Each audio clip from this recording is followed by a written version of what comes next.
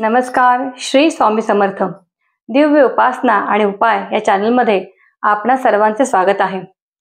अनंत चतुर्दशी जवळ आलेली आहे.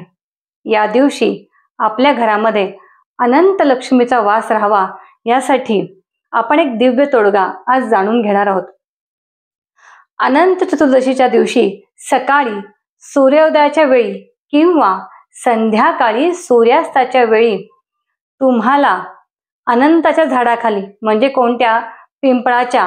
अनंताची 2 झाडे असतात. एक अनंताचं फूल जे स्वामींना अर्पण केलं जातं आणि पिंपळाच्या झाडाला सुद्धा अनंताचं झाड संबोधलं जातं. तर तुम्हाला पिंपळाच्या झाडाखाली जाऊन एक आसन घेऊन जायचं आहे, बरोबर दूध आणि पाणी घेऊन जायचं आहे. तिथे गेल्यानंतर सर्वप्रथम पिंपळाला दूध आणि पाणी अर्पण करायचं आहे. तिथे बसायचं आहे, तुपाचा दिवा लावायचा आहे, कुलबत्ती लावायची आहे सुवासिक, आणि पुरुष सुक्ताचे एकदा पठण करायचे आहे.